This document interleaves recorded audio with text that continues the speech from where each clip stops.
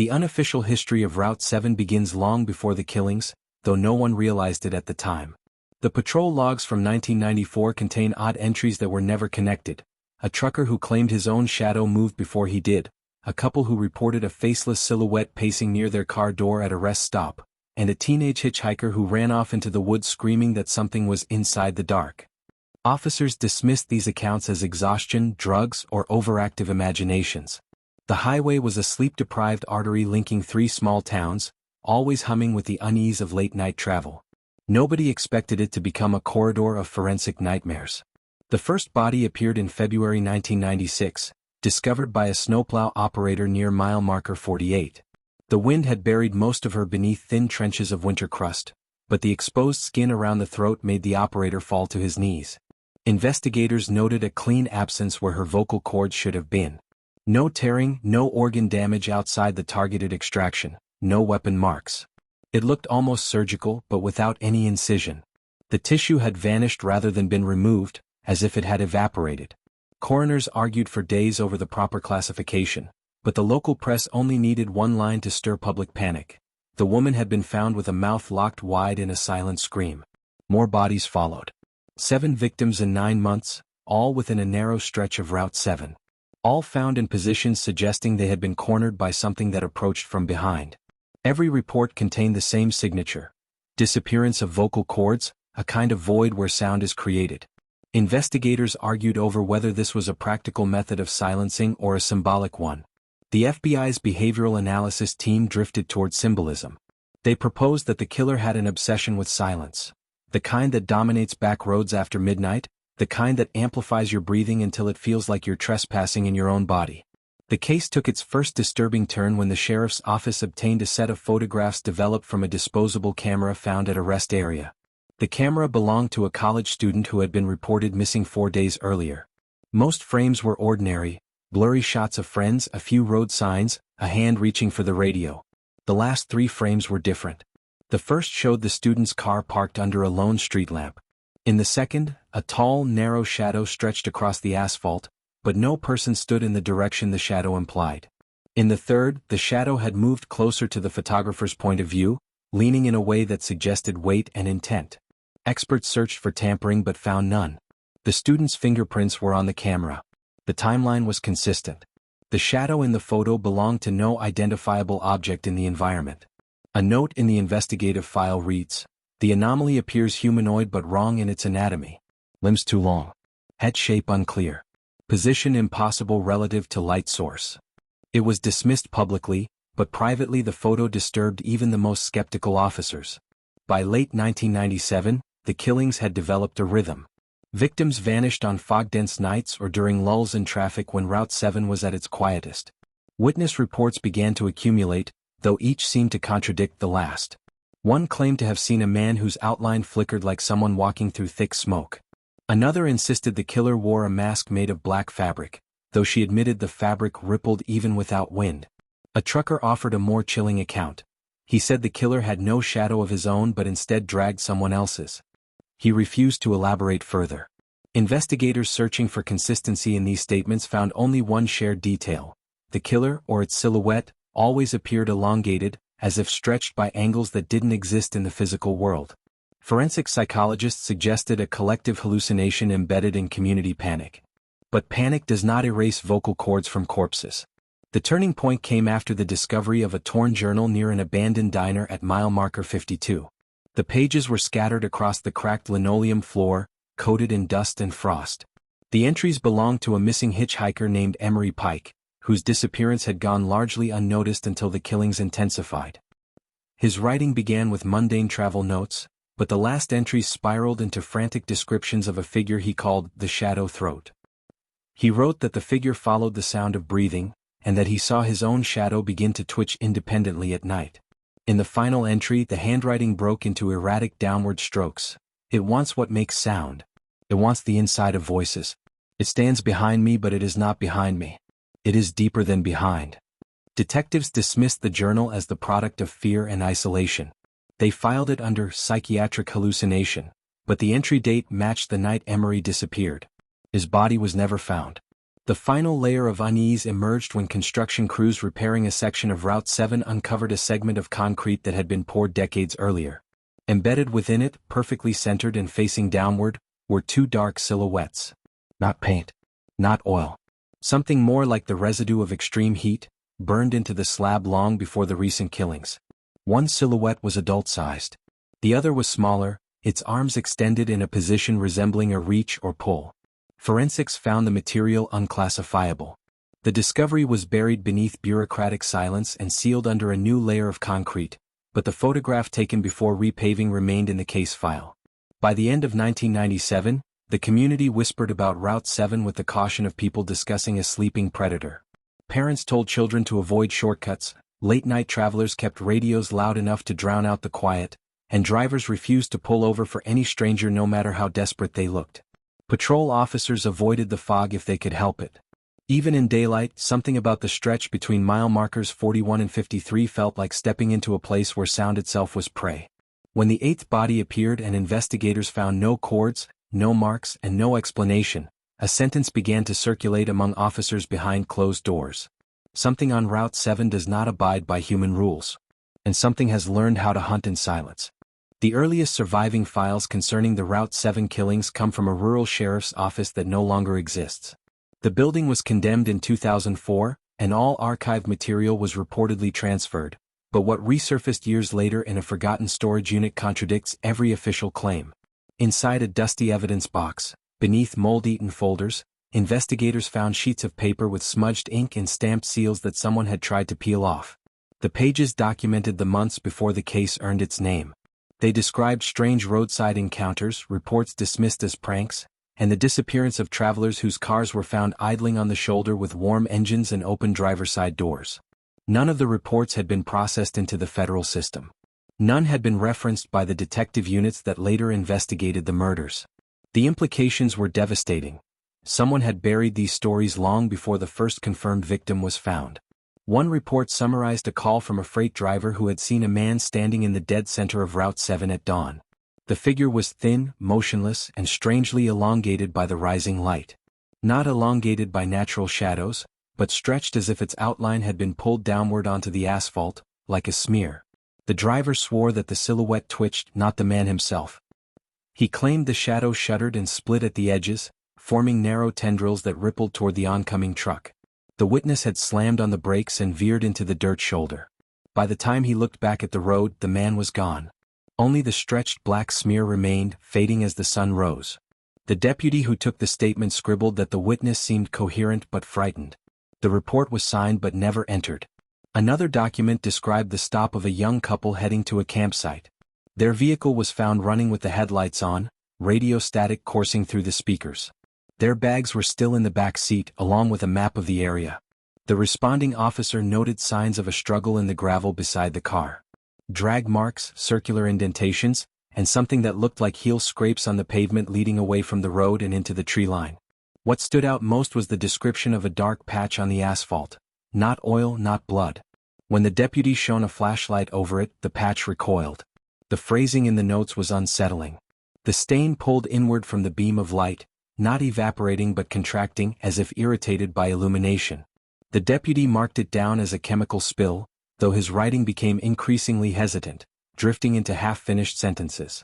The recovered documents included testimonies from hikers who had passed through the forest bordering Route 7 in the late 1990s.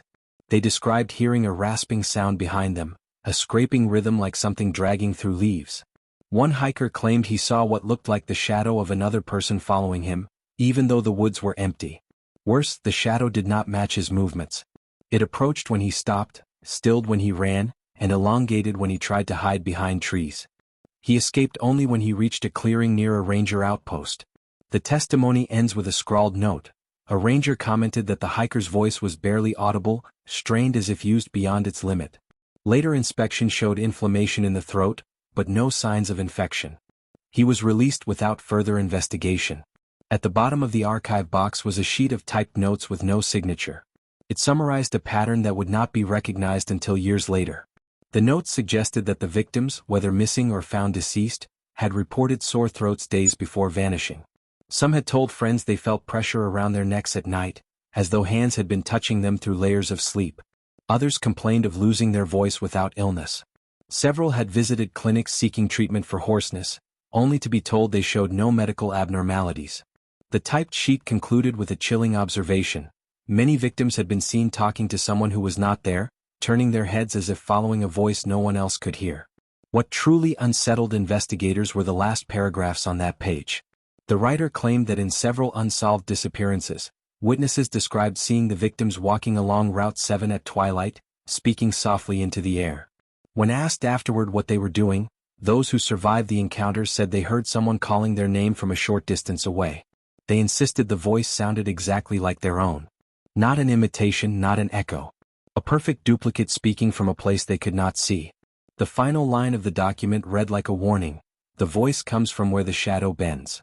Authorities reviewing these forgotten files realized they had not been dealing with a conventional killer in the early stages of the case.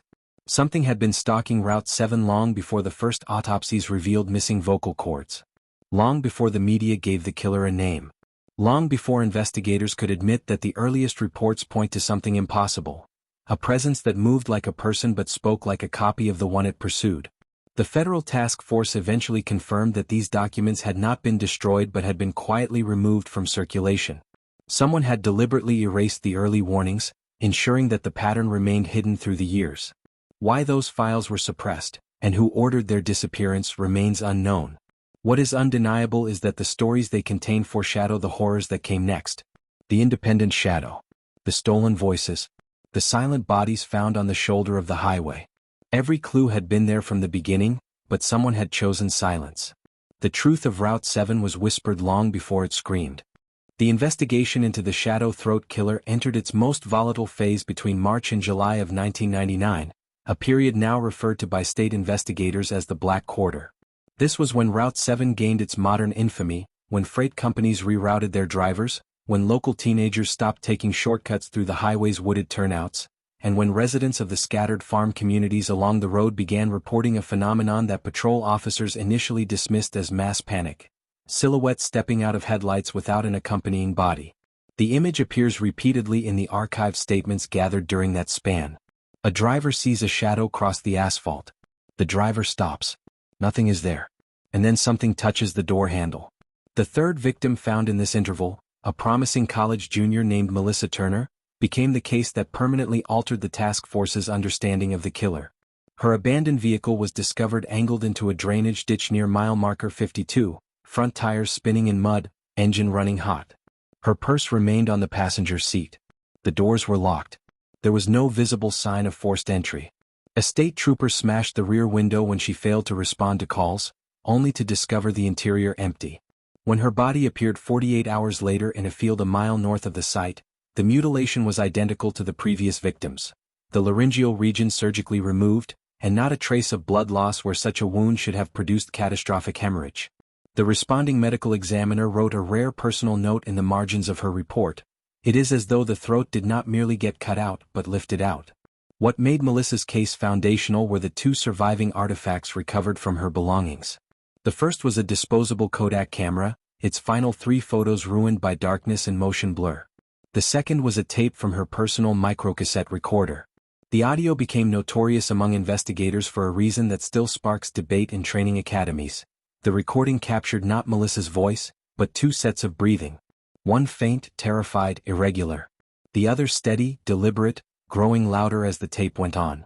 The final seconds contained a low rustling sound, followed by what one retired agent described as the vibration of something tall pressing against the recorder's casing.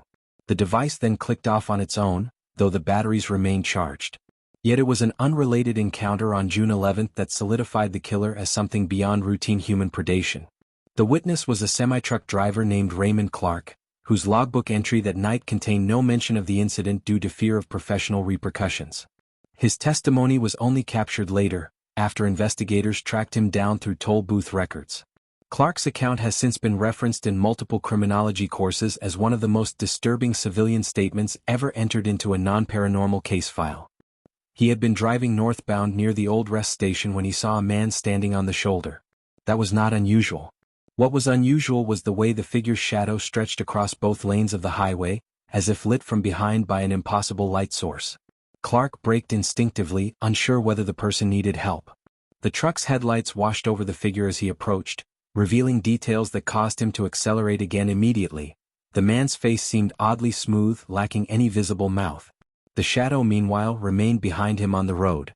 Only when Clark checked his side mirror did he see the silhouette move, late, delayed, trailing behind the figure by several seconds before sinking into the pavement like spilled ink. Clark did not report the sighting. He simply changed trucking routes and began carrying a religious charm his grandmother had given him years earlier. The task force eventually received his testimony after connecting his trailer's distinctive serial number to roadside cam footage from that night. The footage itself added another layer of strangeness. The man on the shoulder barely registered on the cameras. But the shadow, long, spider-like, quivering in a breeze that no one felt, appeared in crisp contrast, as though the device could perceive only the darkness and not the person casting it. The escalation continued with rising frequency. Rural dispatchers received dozens of calls from residents claiming to hear whispering under their porch lights. Dogs refused to leave barns at night. A 12-year-old boy from Richton reported seeing something lean over his bed without bending its knees. The boy's parents found no one in the room, but the curtains were pulled taut against an open window despite the calm weather. During this stretch, federal analysts combed through the killer's pattern, seeking behavioral clues in the victim profile. The growing consensus was that the murderer displayed an intense fixation on silence. Each victim had been someone with a strong vocal identity: a singer, a lecturer, a radio intern, a child known for an unusually loud laugh. The wounds themselves looked less like trophies and more like the removal of something the killer believed needed to be extinguished. The killer was not merely stalking the lonely stretches of Route 7. He was hunting those whose voices carried. But the shadow motif grew harder to dismiss. Multiple officers began reporting their own encounters, though most refused to log them formally. One former deputy provided a single-line resignation letter after witnessing what she described as her own shadow stepping half a second out of sync while she patrolled the Fog Hollow curve. She never returned to law enforcement. The letter, now part of the preserved archive, reads only, "I will not be eaten by my own outline." By July, the task force had transitioned from manhunt to containment strategy. Floodlights were installed along a 10-mile section of Route 7. Patrol units doubled. Aerial surveillance was deployed. Yet the activity only increased, as though illumination made the phenomenon easier to observe, not deter. The killer, or whatever entity the investigators believed they were chasing, adapted effortlessly. Victims began appearing farther off the road, deeper into the woods, as though drawn into a private hunting ground no map had ever charted. The final week of the Black Quarter produced the most chilling piece of evidence yet: a recovered CCTV sequence from the Maplewood convenience stop. The footage was grainy but intact. A teenager named Carla Hines entered the store alone. Her shadow stretched behind her from the fluorescent lighting. As she moved down the aisle, her silhouette paused, lingering against the beverage cooler while she continued forward. A lag. A delay. An impossible independence. Carla disappeared from the route later that night. Her body was never found. Only the shadow remained captured, frozen on film, its head tilted slightly toward the camera as though aware of being watched. By the time July ended, fear had become the dominant atmosphere in every report filed. Officers who once dismissed the strange descriptions now admitted privately that the killer moved in ways that left no physical trace except absence. Missing voices. Missing bodies.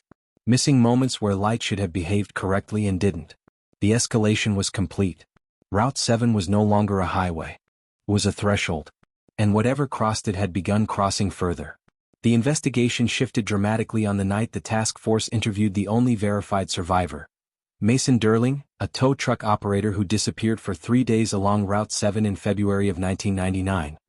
He reappeared miles away in a roadside drainage ditch, dehydrated, frostbitten, and in a state of shock so complete that paramedics initially believed he had suffered a stroke.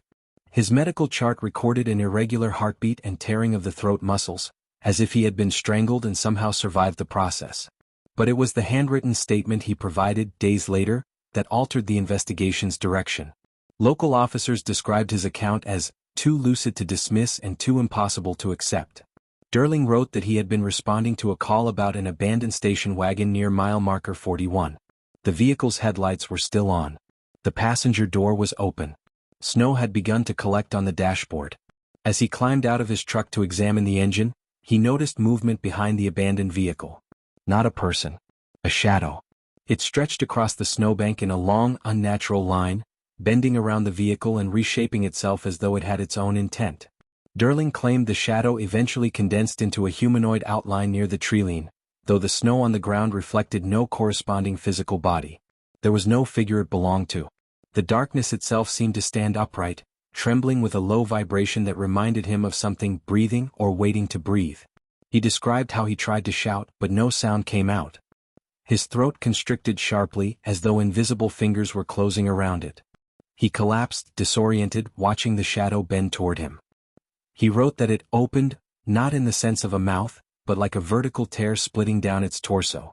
Behind that rupture, Derling claimed he saw the outline of a second figure, stooped and trembling, one that looked like a normal man, except the man's shadow was missing entirely. That fragment of description matched multiple case photos from earlier victims. Autopsy reports described unusual bruising on the victims' necks, as if their throats had been crushed from within rather than by external force. Fibers and soil samples found under victims' fingernails suggested they had clawed at the ground in an attempt to escape. But none of that explained Derling's final chilling observation. The man inside the shadow, the one seemingly controlling it, had no face. No eyes, no mouth, no nose. Only smooth, pale skin drawn tightly over where features should exist. Derling believed it wore the faces of those it killed, or perhaps hid behind a rotating collection of stolen identities. The interview terminated abruptly when Derling began choking uncontrollably. His pulse plummeted. His airway constricted. EMTs noted that the muscles surrounding his vocal cords seemed to seize violently without any mechanical cause. They managed to stabilize him, but he remained unable to speak afterward. He was discharged weeks later, still haunted, still unable to produce more than a rasp. He fled the state within days. Investigators who reviewed his written testimony described an unnerving detail: the outline of a shadow-like figure drawn faintly in the margins of the final page. It wasn't part of his statement. It wasn't in his handwriting. And the paper itself had been stored in a sealed folder. When questioned, none of the officers admitted to drawing it, and the line thickness and pressure didn't match any pen used at the precinct. The task force noted the timestamp. The drawing appeared sometime between the original interview and the retrieval of the documents for filing. Internal logs show the folder never left the evidence room. And yet the shadowed figure, tall and bent, was unmistakably present, sketched in with a steady, unbroken hand. This marked the first time investigators wondered whether the entity they were hunting was not entirely bound by physical space. The next major breakthrough came from a piece of footage that should not have existed. Gas Station 108, an old concrete box pump station off Route 7, had suffered electrical failures for months leading up to its closure in late 1998. The owner insisted the CCTV system never worked, claiming the wiring had shorted out entirely. But while the building was being cleared for demolition in the spring of 1999, an electrician discovered an old, dust-covered Betacam cassette inside a locked maintenance drawer behind the counter. There was no label, no timestamp, no note. The drawer had been sealed with rusted screws that suggested it had not been opened for years. When investigators played the tape, the footage revealed a narrow view of Pump Lane 2. The timestamp flickered erratically, showing strings of corrupted numbers that shifted in and out of recognizable time formats. The tape captured a single vehicle pulling into the station during a winter storm, a black two-door sedan partially coated in salt and slush. The driver stepped out, though most of his body was obscured by the roof of the car. Only his legs were visible, dark jeans wet at the ankles, boots caked in mud. The recorded audio, faint and distorted, revealed intermittent static punctuated by an irregular rhythmic sound resembling breathing moving through metal wiring. The wind howled across the microphone, swallowing most of the natural ambient noise. Then, without warning, the driver's shadow elongated unnaturally, stretching across the pavement at an impossible angle that did not match the station lights. It twitched as though trying to stand on its own. The man paused. His head turned toward something off-camera. A second shadow slid across the frame, moving in a way that suggested it had depth and mass despite belonging to no visible source. It approached him, gliding silently. The driver stumbled backward. The second shadow rose until it towered above him, splitting at the chest, forming a deep, vertical slit. The man's legs buckled. He dropped to his knees. His hands flew to his throat as he convulsed violently. His boots scraped the concrete. His body pitched forward, collapsing behind the sedan. At that moment, the second shadow folded into the first, merging seamlessly. Moments later, a tall, faceless figure stepped briefly into the frame, pale, shaking, almost transparent, before its form was swallowed entirely by darkness. The storm intensified, obscuring the view. When the footage ended, investigators discovered something else, something more disturbing than the tape itself. The man who appeared in the footage matched no missing person report, no DMV photo, no local registry. His vehicle's plates, partially visible through the static, corresponded to a number with no record on file. The state's motor vehicle department insisted the number had never been issued. The tape's electromagnetic readings were equally baffling. Technicians noted fluctuations consistent with strong magnetic interference, yet there was no source at the station capable of producing such signatures. Additionally, a faint growth of mold had formed on the tape's interior casing in a strange pattern, a long vertical fissure surrounded by branching veins, resembling the slit described in several victim accounts. The footage was archived as Artifact 77 and locked away in a climate-controlled vault. Months later, when the investigative team attempted to review it again, the tape had degraded so severely that it snapped on playback. The images melted into static. The audio collapsed into silence. The single copy of the inexplicable recording disintegrated, leaving behind only written documentation and the memory of the figure that stepped briefly into the light. The department deemed it corrupted material. The families of the victims never learned of it. By the summer of 1999, Route 7 had become synonymous with vanishing travelers, gutted windshields, and the ongoing terror of the shadow throat killer. Roadside businesses shuttered. Locals refused to drive at night. Some residents claimed they saw shadows crawling across the highway shoulders, moving like spilled oil trying to climb upward. Others reported hearing an unplaceable breathing sound, rhythmic and wet, emanating from empty culverts. The investigation reached its climax when a pair of federal agents discovered a pattern connecting 6 of the murder scenes. Each victim had stopped at the same location within hours of their disappearance. A rotting, abandoned motel just off Exit 12, known informally as the Ridgeway Motor Lodge. It had been vacated years earlier after a structural fire claimed the lives of 3 tenants. The building had no functioning electricity, and yet witnesses often reported seeing pale light flickering in its windows at night. The agents entered the lodge with caution, documenting every inch of the decaying property. The wallpaper peeled away in long strips, revealing scorched wooden beams beneath. Carpets rotted under pools of stagnant water. Windows were missing glass entirely, replaced with drafts that carried an unsettling chemical odor. The deeper they moved into the corridor, the stronger the sense of being watched became. In the final room at the end of the West Wing, they found what the case file later described as an impossible echo chamber. The walls were lined with hundreds of photographs tacked directly into the wood. Images of empty roads, gas station lots, snow-covered forests, motel hallways, and the backs of travelers who appeared unaware they were being followed.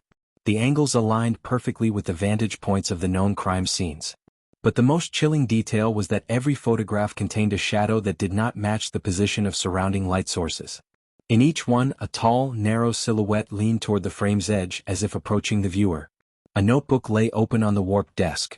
Inside, page after page was filled with a single repeated statement written in meticulous handwriting. It wants the voice behind the face. Below the final entry, resting on a mildewed floorboard, the agents discovered a pile of objects so grotesque that one of them fainted. There, wrapped in stained cloth, lay rows of dried, shriveled tissue, human vocal cords meticulously arranged as though curated for display. Dozens of them, varying in color and size, stretched into a macabre collection. A faint vibration began resonating through the walls, like distant breathing scraping through plaster. The agents backed out of the room slowly, weapons drawn, but the vibration grew louder. The lights flickered, though the building had no power. Their flashlights dimmed. The shadows in the hallway shifted independently, rising upward in tall, unnatural lines. What emerged from the corridor was not a person, nor was it merely the entity Derling described. It was 2 figures superimposed, moving with a fractured synchronization, the faceless man and the towering shadow that wrapped around him like a second skin. They stepped forward as one, yet the shadow lagged a half-second behind the body, performing movements no human form should ever mimic. The agents fled. One made it out. One didn't. Their report concluded that the surviving agent reached the parking lot screaming without producing sound, his vocal cords torn, hanging by frayed tissue. The other was found 3 days later, 30 miles away, collapsed beside the highway with his throat missing entirely. After the incident, the motel was sealed and later razed. But demolition workers reported that their equipment malfunctioned repeatedly, casting long, distorted silhouettes against the motel ruins long after sunset. The official stance was structural decay. The people of Route 7 did not believe that. And as authorities quietly closed the investigation later that year, one unsettling truth lingered in every conversation, every rumor, every whispered recounting of the events. The killer had not been caught. The shadow had not been destroyed. And Route 7 remained a place where the darkness waited to breathe. In the years that followed the final confirmed incident, Route 7 became a corridor of quiet superstition. Long-haul drivers refused to cross the northern stretch after dusk, and even the state patrol reduced their presence along the mile markers associated with the investigation. Locals whispered that the highway absorbed something from the killings, as if the asphalt itself retained a residue of unnatural hunger. None of these rumors appeared in official reports, yet former investigators admitted that every person assigned to the case sensed an indistinguishable pressure in the air, a kind of watchfulness that made night patrols unbearable. The archived testimonies were revisited multiple times by independent criminologists. They found no evidence of coordinated manipulation, no shared motive among witnesses, and no psychological trend that could have produced the identical descriptions of a shadow that detached from the body of a tall man and moved with its own predatory intention. The testimonies existed as an impossible cluster of consistency. Different voices, same phrases, same terror. The victims' autopsies remain the most disturbing physical proof. Surgeons found the surrounding tissues completely untouched, as if the vocal cords had never existed at all. Every expert consulted described the removal as an absence rather than an extraction. None attempted further poetic language after reviewing the cadaver photographs.